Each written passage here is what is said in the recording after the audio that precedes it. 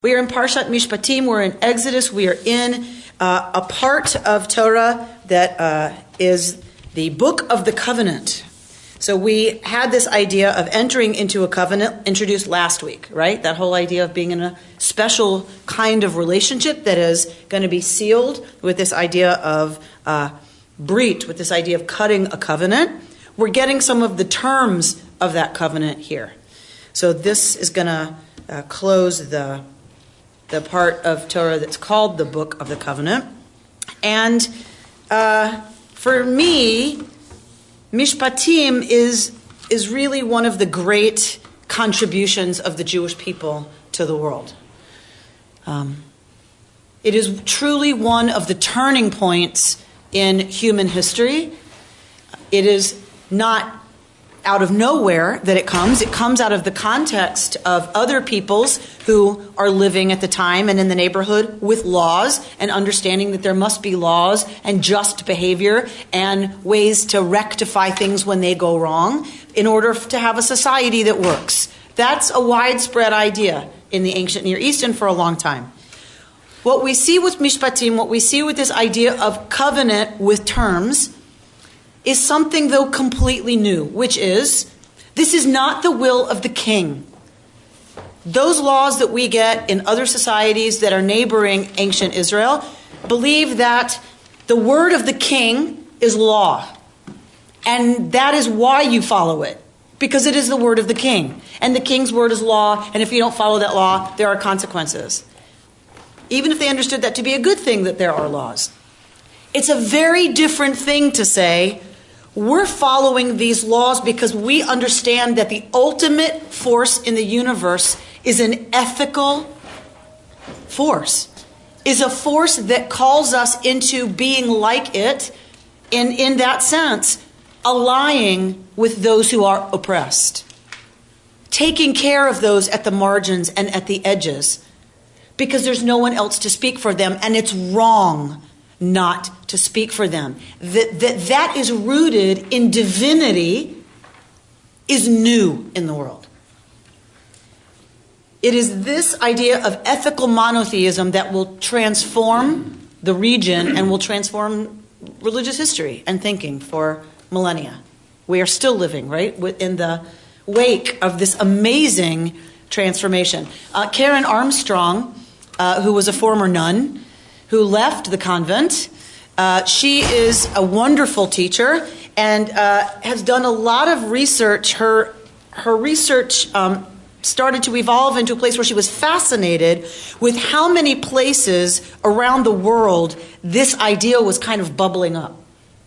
That we weren't the only ones to have this idea. And that, like she calls it, that there was a time when terrestrial human culture, which is what anthropologists use to talk about all human culture, that terrestrial human culture was ready for a shift, was evolving into a place where it was ready, had reached the tipping point, right, of coming into a new way of looking at things and a new way of understanding our relationship to religious philosophy as tied to behavior and to law. People just got to a maturity point. So her theory is that is what happened. Humanity matured to a place where they were experimenting with a new idea. So that there are times within history that happens, and this is one of those times. The Jewish people are the ones who took it by far, I think, the furthest in that. From that comes, of course, Christianity and Islam, both rooting the ideas of these laws being grounded in a monotheistic concept of divinity. Aside from the divinity thing, if you look at the verse just preceding, I'm struck by the fact that it says, "You shall not oppress a stranger, for you know the feelings of a stranger." That's very different and psychological, and has respect for a person's own history and using it. I think that's terrific. So one of the things that we're going to look at, which is why I wanted to start at verse 9, is by Rabbi John Lewis Aaron, And he talks, the title of his piece that I'm going to share with you today is Having Yourselves Been Slaves in Egypt. Sarah, I love that. Great minds. Is that that is not necessarily the normative response to suffering and trauma. Is, okay, so now I will ally myself with those who have been oppressed, those who have been harmed, those who suffer. It is just as often a human reaction to, out of one's own trauma and one's own pain and one's own oppression, to do what? Turn away. Turn away, to act out, to punish somebody else, to discharge pain by blaming someone else. It's institutionalized in sororities and fraternities. It's called hazing. I did it, you do it. I had to go through it. You have to. It's same in medical residencies. Hopefully, it's changing, right? But but in terms of trauma, real trauma, often what happens is that is perpetuated through the generations. Think about child abuse, sexual abuse, all those kinds of things that get so ingrained that it then becomes part of one's own behavior, which is counterintuitive in some ways, but is true. Societies can do it as well. Societies that have gone through trauma then often wanted to. Germany is a perfect example. So the radical aspect of this is exactly as Sarah lifts up for us, is that out of your experience of oppression, you shall not oppress someone else. Doesn't matter how traumatic it was, doesn't matter how painful it was, you shall not do that. That is unethical. It is wrong, says God. Divinity. When we are in touch with divinity, we understand that it's wrong to oppress someone else out of our own pain. You who have come through the Shoah, you as a people who have lived through the Holocaust, know what it is to suffer and be oppressed. You shall not do it to somebody else. This is, for us, I think one of the things that has saved us as a people, frankly, is that we have been a people who has stayed in touch with, no matter how successful we have become, have stayed in touch with those who are at the margins, those who are at the edges, and as a people have tended to stand up for those who are at the margins, who are vulnerable. What was that saying, that we earn like Episcopalians and vote like immigrant, like peasants, like it, that it comes right out of our sacred philosophy. Let's look at the text beginning at chapter 23, verse 9. You shall not oppress a stranger, for you know the feelings of the stranger, having yourselves been strangers in the land of Egypt. 6 years you shall sow your land and gather its yield, but in the 7th you shall let it rest and lie fallow. Let the needy among your people eat of it, and what they leave, let the wild beasts eat. You shall do the same with your vineyards and your olive groves. Go on. 6 days you shall do your work, but on the 7th day you shall cease from labor, in order that your ox and your ass may rest, and that your bondman and the stranger may be refreshed. Be on guard concerning all that I have told you. Make no mention of the names of other gods. They shall not be heard on your lips. So we are coming to the religious calendar in just a moment. Right now we are coming out of how human are to treat other humans, particularly their enemy. Right? And so you shall, if you see the ox of your enemy fallen over with its load, or whatever it is it's fallen over, and you are, of course, tempted to let it lay there, you may not. You must pick it up. You must help. It doesn't matter what you want to do. It is unjust because it's your enemy to walk by and not do what is right. I remember we talked about, as far as agriculture, the perimeters of the planting of the crop should be left for the poor. But that's not that came after this. So there are different traditions, leket, peah. There are different laws regarding agriculture. So we get them in different places. And Amy, this is radical thought, there's no historical precedent for this? For what? For this type of thought, like that you take care of your slaves, you leave the fields fallow so that poor people, that's, in any other culture, we don't see that? We don't know of Shabbat anywhere else. We What have about- earlier, hints of Shabbat, but not as an institutional practice like this. There are, ways of taking care of the poor. To ground this in because I say so, says God, is new. That part's new. This is a totally So different... giving it authority is new. It belongs to me, God. You borrow it. Therefore, you are obligated because it is right and just and divine that you leave some for the poor. This is very different from the American Constitution. An American law which is so much focused on rights. None of this is about me, and protecting me from other people. It's about what my responsibility is to other people. And we even face that today in the debates going on in our country. Many people who come from this place who say we need to take care of each other, and other people who say, yes, but it's a lot more important that I have the freedom to do what I want to do. So this is a very serious discussion of responsibilities. Absolutely. This verse 10 about 10 and 11 about the fields, I don't read those verses specifically as addressing the needy. I mean, the needy are addressed in the sense that during the seventh year, the needy can take whatever is in the fallow field.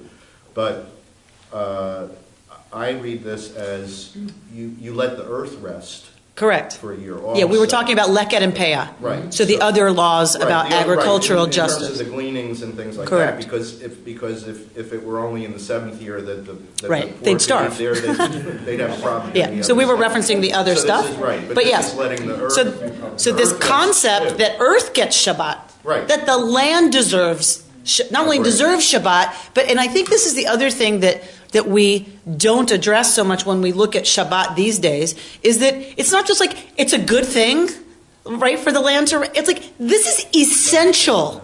This is a part of what will allow you people and everyone else and the earth itself to function. You need to The yinafash. crop rotation must have come from. Yes, they understood that in the ancient world. They understood crop rotation. Totally. And they understood that is what yinafash means. What is nefesh?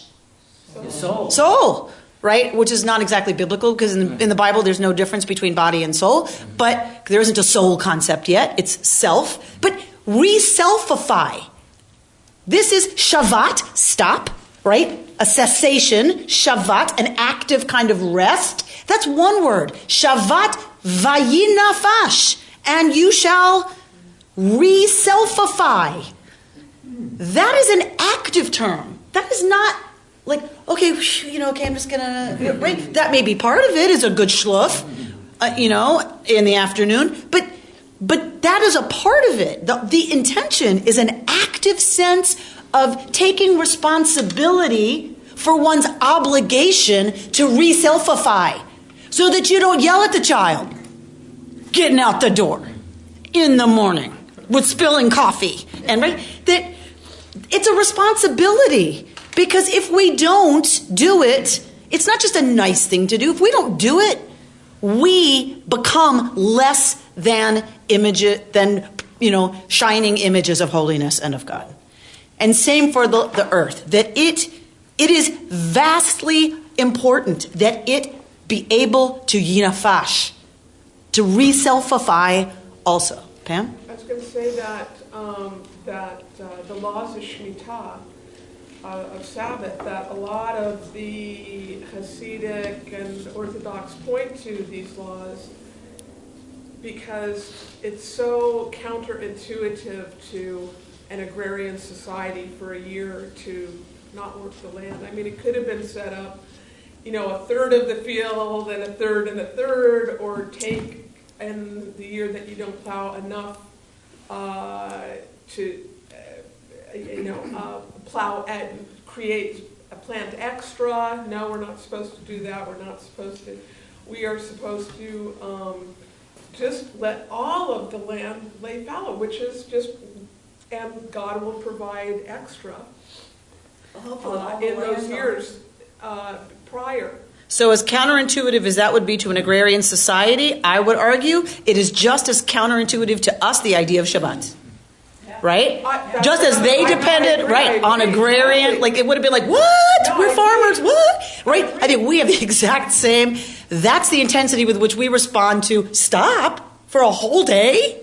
I agree Yeah. with that, but that's Yeah, part of totally. what human being would come up with, hey, we're all not going to work today, or we're going to let our land lay fallow for a year. It's just, it seems to me like it must be God-inspired, because it would be one time we all starve, and that would be the end of Shemitah, right? Yeah, but they really aren't planting all the fields at once. They probably have the understanding, you would think, if this field is going to be empty this 7th year, this field is not in their 7th year. They must have figured that out right away. No, it's all the land, all the land. So what did they eat? Yeah.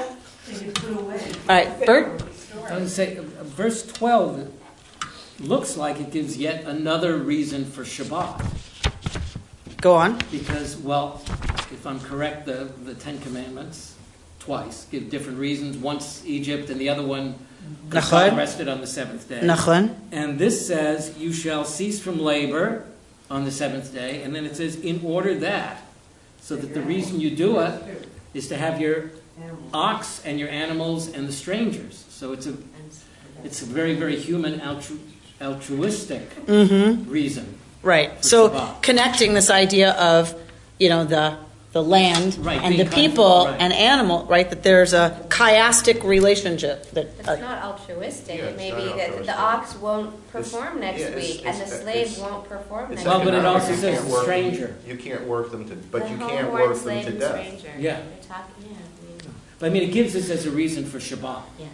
It which could is have been interesting. every 8 days or every 12 days. Why every 7 days, that whole 7 cycle. Well, it probably just makes it easier to remember if everything is on the Yeah, 7th right. day. Well, remember, Okay, you get your break on the 9th day. and you get a break seven on- is very important. Yeah. 7 Yeah, it's just, I mean, it's critical. just a magical number. It's the magic number for us. But there's And a nothing. 3. Huh? And 3. Hamuda, we have more than one magical number. Hamuda, please, vakasha. There's nothing in nature that says 7. You gotta count them. Well, Unlike the moons, you've got to count the 7 days. but if one takes the cycle of the moon in quarters, one has 7. So, But it's 29.5 days for a lunar month. It doesn't add up.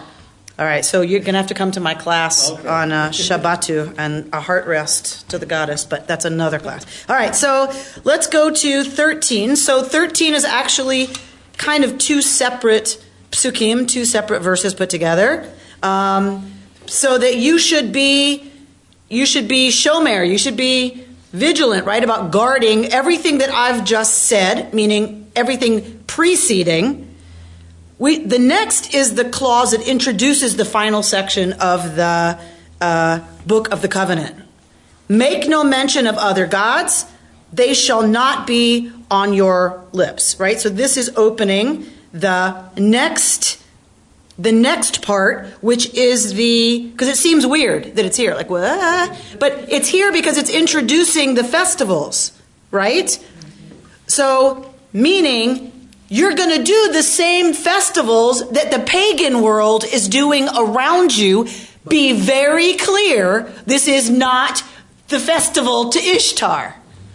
Right? So when you're doing these, festivals that are about the harvest, make sure there's no other names coming out of your mouth as you do these rituals, right? This is not the festival that your Canaanite neighbors are doing, or the Egyptians, or anybody else. This is a completely new valuing and understanding of these festivals.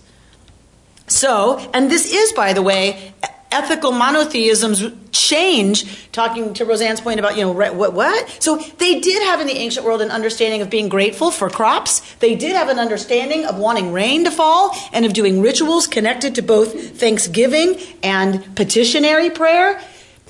But it was not because they were living in right relationship to the divine. It was they would participate in acts that, if you did them down here, would trigger the same thing up there. So if you want the gods to make sure that there's still fertility happening, what do? You engage in sacred acts of fertility yourselves. Right? So sexuality as part of experiencing the rituals of fertility. So it's your acts that make the That gods trigger the gods' actions. And what you're trying to do is keep the cycles going. You want to keep the circle spinning so that the spring comes after the winter and we don't all die. Right? That is not the idea of the festivals in our tradition. So they're at the same time, they're at the harvest time, like everybody else is doing, but it's not about keeping the circle spinning. It's about saying we understand it all comes from one source, and we are offering back to that source some of what we have produced in order to express our gratitude, because that is the proper relationship to be in. And then ethically sharing it with those who don't have enough is the way we stay in right relationship to the divine and therefore deserve crops that will be fertile next season. Yes? I don't know if, I'm sure he was not the first one to say this, but there was a German historiographer about 100 years ago, Oswald Spengler, who had this theory of historicity where he pointed out that the Egyptians and other peoples of those times, all of those cultures were circular in their worldview, and that the Israelites were the first ones to see themselves as having a linear trajectory that sort of broke the cycle Correct. of the circles. Redemptive history Right. enters the world. Right. The idea that it's not just a circle, which was good enough until then, because you just hoped the winter ended and you had something to eat in the spring. Right. So that was critical that they keep spinning. And it is true that with Israel's philosophy comes the idea of redemptive history, that it's circling, but it's moving. Mm-hmm. And it's moving in a direction. Right. That is a radical new idea in the world. Laura?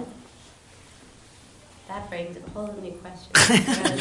Good. What I was thinking about just before was that in both the sense that if these things were these concepts of ethics for the sake of ethics, because of God, if those were so radical, it challenges me that people could think of them. And I don't believe that a God told them to. That's my own bias, my own particular view. So that's sort of Were you here last week?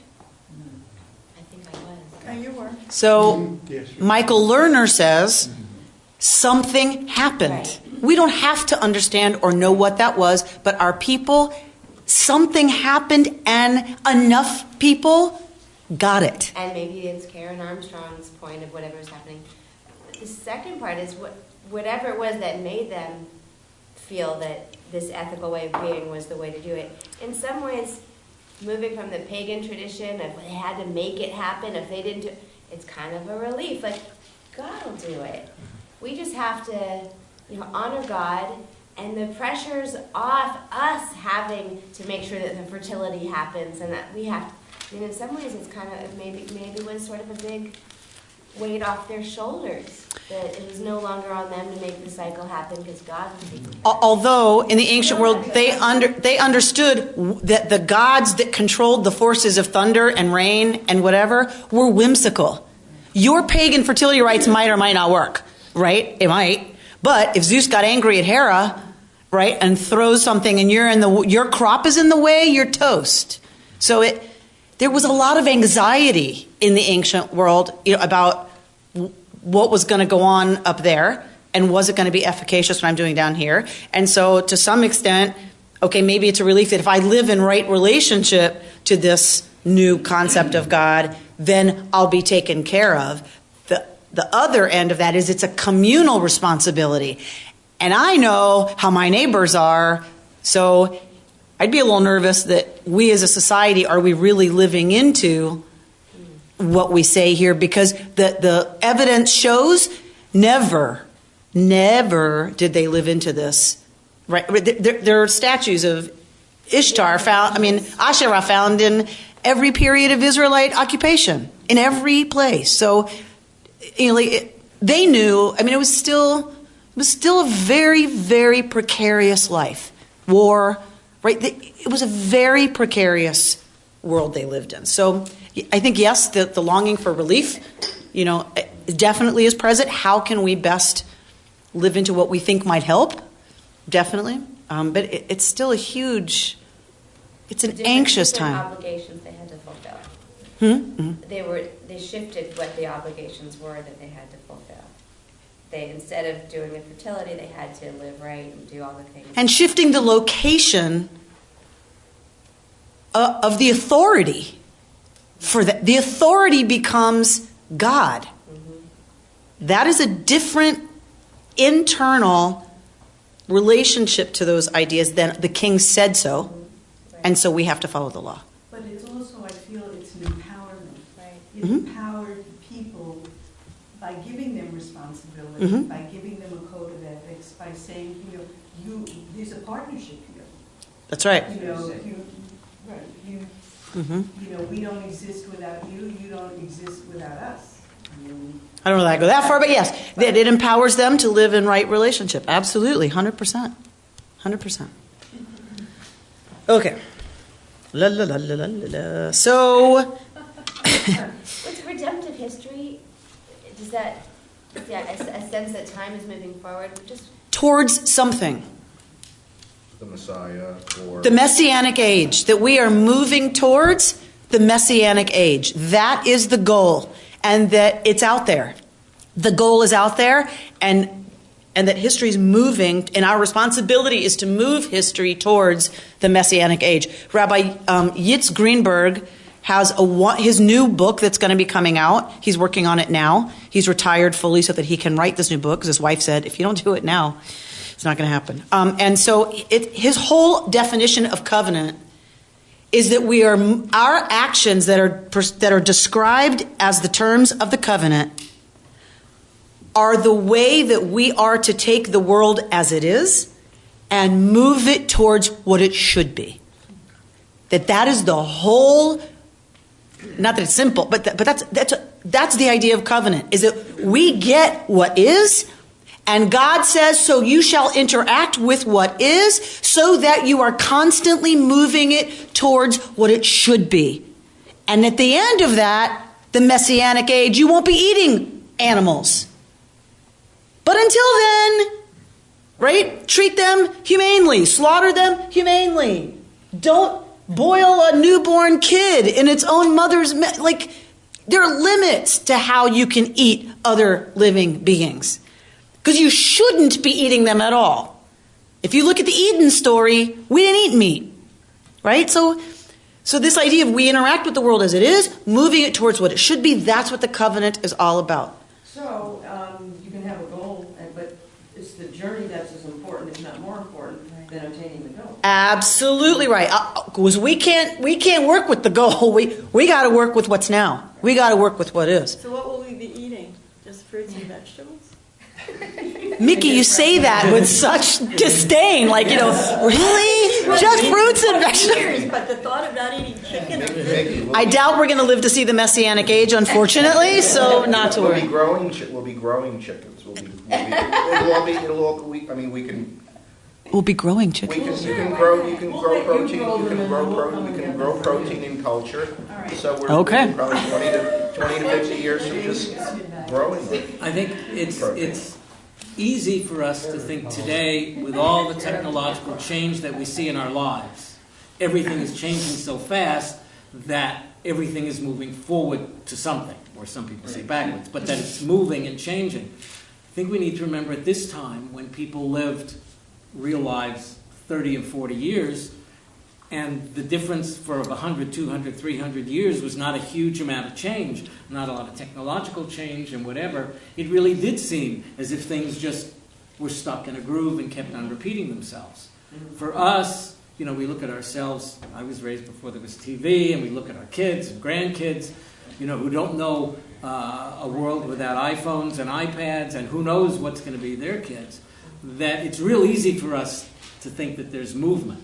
But I think we have to remember about these times. So it helps us was not appreciate obvious. It was how not radical obvious. that was. Right, that people who, everything was the same. You were the same as your parents and their parents and their parents and their parents and lived in the same place, that they thought that really there was a movement. That is radical. It's crazy. And not intuitive. It's crazy. And by the way, I just want to make sure I give full credit that Karen Armstrong's book that explores this is The Axial Age. That's the name. That's the name of the book where she talks about, like Akhenaten and that whole monotheistic uprising in Egypt that got quashed, but that some of us believe, someday I'm going to do the PhD in it, some of us believe this is where the story of Moses actually comes from, some of us believe. A prince of Egypt who leaves, fugitive, kicked out. Monotheism, you can't convince me there's not a connection. I'll find it someday. All right, so... If things were moving so slowly, what did people do for stress? How did they get stress in their life? So, No stress. It's a good question. It's a very good question. Stress? All right, 15. 15, somebody read.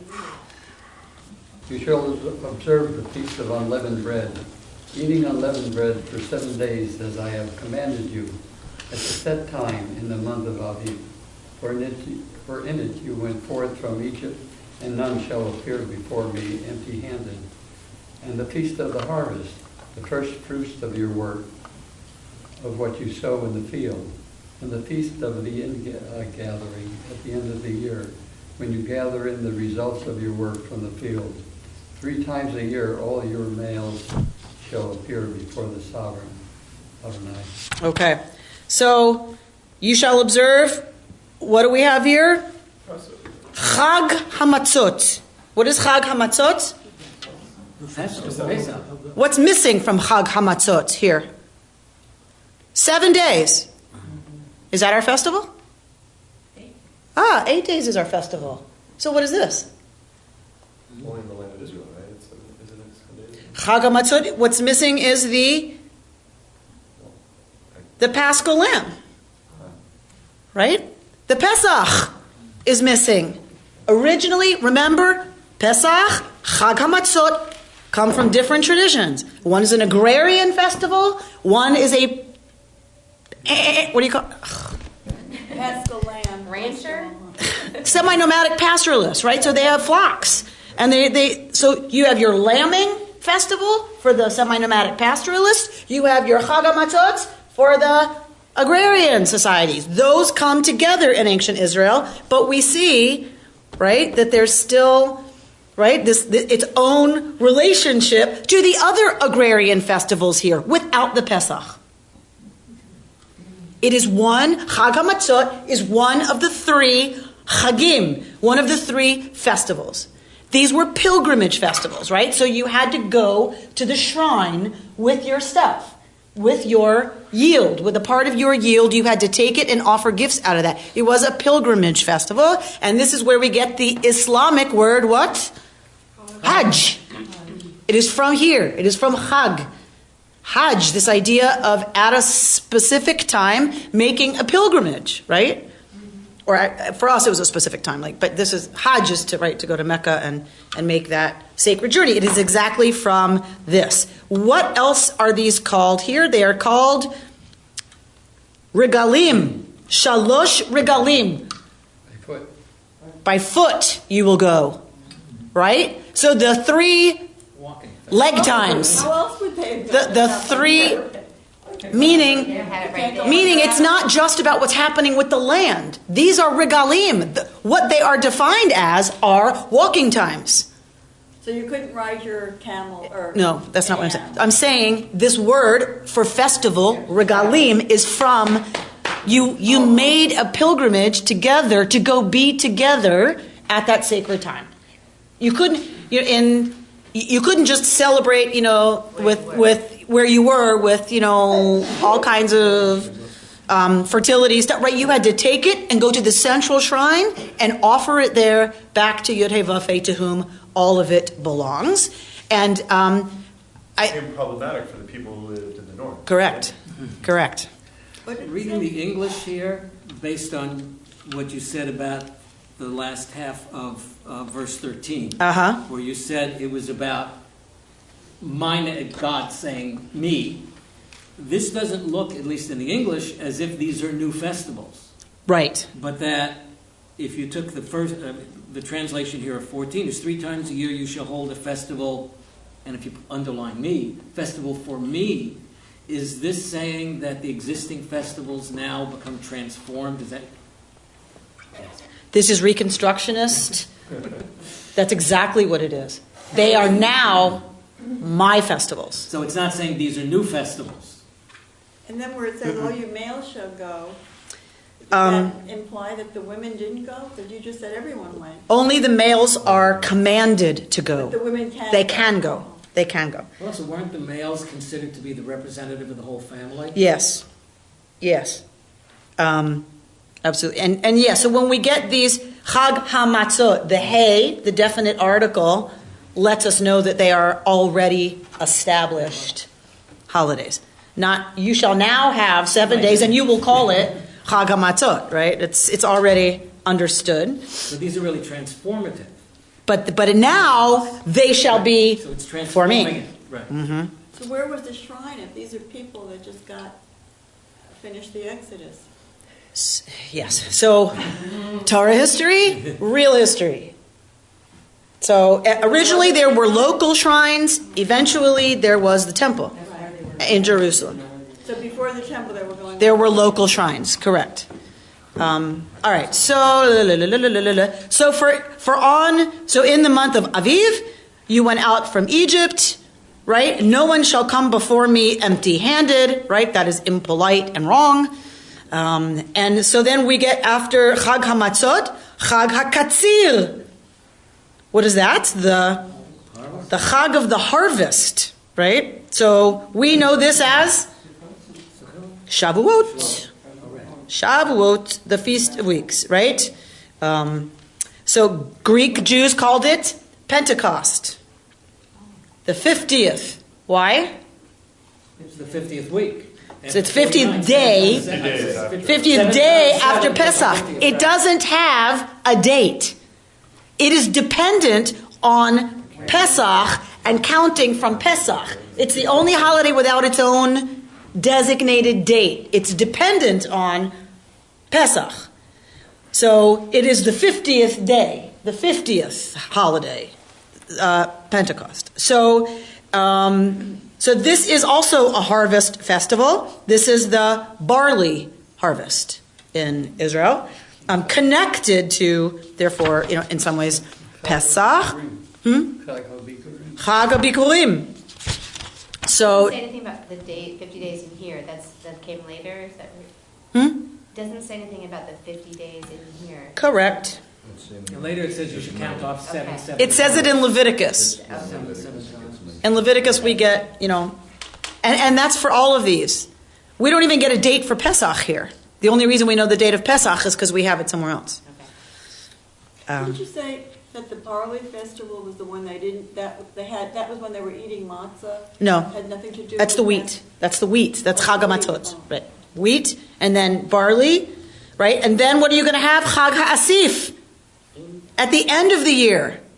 Chag HaAsif. So here are your major festivals. The springtime, so kind of your first harvesting, the summer harvest, and the last festival is celebrating that you have enough to eat to keep you alive through the winter until Chag HaAviv, right? This was the ancient Israelite understanding of the Jewish year. What's missing?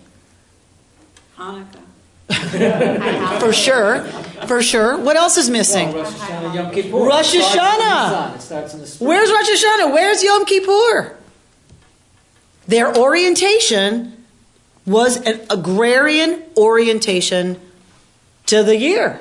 So it was in relationship to the land, in relationship to the seasons, that you were to sanctify your yield and your eating and the changing of the seasons. They are now given like a historical element, not just that it's spring and the crops happened, yay, but you went out of Egypt, right? So we're getting another layer, a historical layer on top of the agricultural layer. But still, it's very much like these three major festivals were about relationship to the seasons. Well, what are we calling the Feast of the Ingathering? Sukkot? That's Sukkot, the fall harvest. But that's the second. No, the second one's Shavuot. Oh, Shavuot. Yeah, I got it. The Feast of the Harvest Yeah. is Shavuot, the barley harvest. Then Chag HaAsif. Why gathering in? Because you're going to gather everything that's left that you can possibly use over the winter so that you don't die. So the agrarian year, the festival year ends at Sukkot.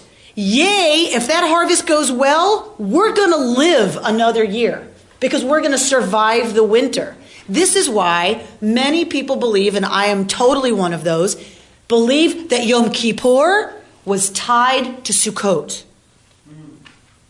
Right before the big, massive ingathering party that means you're going to make it through the winter because of this harvest, that's the biggest party there is. Then everybody's hunkering down for the winter and darning socks and, right, repairing tents. And, right, so if you're agrarian and you're not farming, you're hanging out, everyone kind of goes home. The big party is Sukkot. The last big thing of the year is Sukkot. What do you want to make sure happens before that party? You're in the book. That you're in the book, that you've cleaned everything up, that the community's right with God, that the community's right with each other, everybody's been forgiven, everybody has a clean slate. Rock on. So since this time, at this point, how much later was Rosh Hashanah Yom Kippur, or Rosh Hashanah becoming important? It's much later. And how did that happen? Because of history, we were kicked out of the land. We were no longer tied to the agrarian festival. So for me, what's sad is that we've kind of lost the Yom Kippur preparing for something. And I'm not saying we need to have Sukkot be a huge deal because we're not really, we just don't have, especially in Duluth, I got to tell you, it was like completely meaningless. I have a picture of our Sukkah that we built because Ellie was born on the 4th day of Sukkot, so I was trying to make it her birthday holiday. So we built our little Sukkah. I have a picture of the little chairs and the Sukkah with snow in it, with Ellie in her snow boots and her parka in the Sukkah. And it's like, it makes absolutely no sense. And so it is just right. It's like, so thank God for Ralph's. So we don't have a relationship to Sukkot. So I'm not suggesting we need to necessarily have Sukkot festival be, but I feel like we've lost Yom Kippur. Now Yom Kippur is the goal in itself, kind of. And I think we've lost the sense of you do that with momentum so that what? Then you get together as a community and you're so happy and relieved and you've done all this amazing work together, praying as a community and cleaning everything up so that you can, so that you can party. So I guess what I'm saying is I would love in reconstructing Judaism right now, or reforming it, not to be elitist. In our reforming and reconstructing of Jewish practice, I would love to see 50 years from now, that there's something on the other side of Yom Kippur that's normative for the community to be doing with all of that fabulous energy that comes out of the high holidays. We go out of the high holidays and people are like, I don't want to go back to shul for 6 months. They don't want to see me again. Like Sukkah, you got to be kidding, Sukkah. But what if it were something else? What if it were that we go to Pally Park and there's a huge festival 2 weeks after Yom Kippur where we just hang out with bring our dogs and barbecue and Why do we have to wait 50 years for that? I love how this woman thinks. I love how this woman thinks. I don't feel that way. I think a lot of us feel very elevated and kind of like on a cloud for weeks after the high holidays. And there's nowhere to put There's it. nowhere to put it. You feel like you're all jazzed up. You've gotten all dressed up for the date and it's like, there's no one coming to the door. Well, some people go out and hammer a nail or make a sukkah. To rush out to begin the next celebration. And I think that that's how it's supposed to be. Not supposed to, but that's intuitively right. That we should be with all that energy rushing to do something. And For those of us who don't really observe or Sukkot's not really it for us anymore, we don't do that. And I find like I'm always, I was in theater a lot. And so whenever a show ended, there was always like this, like this letdown, this huge crash of the show being over. And that's how I feel. Like there's no, like we're all here. This is fantastic. And then it's all gone. Everybody goes away. In the early days of KI, right after the holidays, we used to, as a community, used to go out and build a sukkah. Right? And everybody participated. It was a big party. Actually. Right? So I'm hoping we figure out, another manifestation or whatever, of what that might be for us. Because I think this is really right in terms of like, it works, I think. All right, so what time are we at?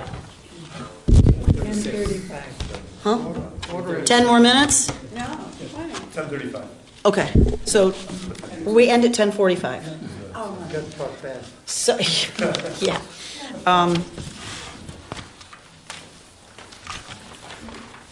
So I've given you two things. I've given you a piece by Rabbi Louis Aaron. He writes really great stuff, by the way. You can go to the Reconstructionist website and find lots of his Divrei Torah. He writes great stuff. And I've given you a piece from Rami Shapiro, which was a very old thing that was on the internet like 15 years ago, which was his thing called the Tao of Torah. You can't get it. It's not published. I printed them off from the internet eons ago, and I can't find it anywhere. So I only have certain ones of them. Your second sheet is Rabbi Rami Shapiro, and it's just on this week's Parsha, and it went Parsha by Parsha. But we're going to start with Rabbi Aaron. We're going to start with your first. You're going to start with your first page, having your salesman slaves in Egypt, right? It's on the back. I think it's all. The towel is on the back. I believe. The dowel's on the back. We're starting Just here. one, right? One header? One page. So we're going to start on the front page.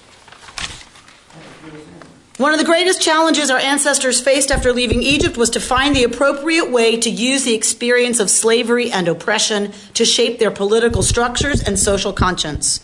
They needed to answer the question of how the memory of slavery and slaughter would be expressed in the life and culture of the Jewish people. The question that had to be answered was this: would their bitter memories lead to a society built on anger and resentment, or to one founded on compassion and concern? We cannot diminish the seriousness of their task. The path they followed defined our distinctive Jewish value system, which stresses concern for the stranger because we remember that we were strangers in Egypt, and support for the vulnerable members of society because we know that God, who heard our cries in Egypt, pays heed to the cries of the poor and oppressed. The laws embedded in this week's portion, the first of many formal lists of rules that we will read, stress explicitly and implicitly that we are to cherish freedom, abhor oppression, and deal honestly and equitably with both those whom we love and those whom we hate. We are called upon to build a society that promotes individual responsibility and provides legal protections for all of its members. He then says, if we look around the world, it is very true that the ways people have been oppressed are turned outward, right, against other peoples, and that so much of the memories of past suffering causes a lot of the violence that we see between groups all over the world. He names some. I'm sure you can right now come up with your own. And he says on the individual level, too, we see the adverse effects of suffering. So it's both at the clan or societal level as well as the individual level. He says, as Jews living just a half century after the Holocaust, an experience at least as shattering as that of Egypt and far more painful to us because it's still part of our living memory, this question challenges us anew. We are still in the process of rebuilding Jewish life after the destruction of European Jewry. As we construct monuments and erect museums to the memory of the Holocaust, we need to ask ourselves if our memory of those dark days will turn us into another small, angry people, or instead, will we remain the proud descendants of ex-slaves who taught us and the world that suffering can also motivate us to compassion? For me, this is one of the key questions of our time. So much of the Jewish response to world events, particularly in relationship to Israel, is a PTSD response. We so often react out of our pain and our fear and our anger and our suspicion that we turn on each other and we are vehement and use language and body language and tone in ways we never would about anything else.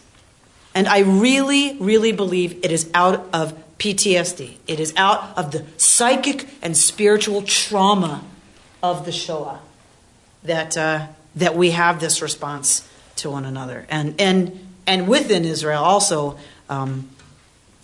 But he says, as American Jews, we also, have a complicated relationship to this question. We need to ask ourselves if we as Jews wish to become an isolated minority, struggling with and against other groups at home and abroad in a constant battle to persevere and enhance our own situation, or do we wish to build a national and world society in which all people receive the support and protection our Torah tells us they deserve? This week we read, "You shall not oppress a stranger, because you know the feelings of the stranger, having yourselves been strangers in the land of Egypt." And this week we ask ourselves if we are still the same people as those who heard those words for the first time. Do we really remember what it was to be a stranger, to be oppressed, and to be downtrodden? And do our memories enable us to respond to the cries of those who are oppressed today? I ask us to, this Shabbat, be honest with ourselves about this question and to reflect on ways going into the week, on ways that we can take concrete action to support a position that says, yes, we are still that people. I am making the commitment this week not to delete stuff from American Jewish World Service. And it is so easy to say, delete. I just can't handle it. I can't. Over and over and over, Darfur, over and over, change.org, over. It's so easy to hit delete and say, okay, I'll pay attention to the next one because I'm really busy right now. And so my commitment this coming week is to take seriously every one of those emails and to figure out how it is that I can best respond.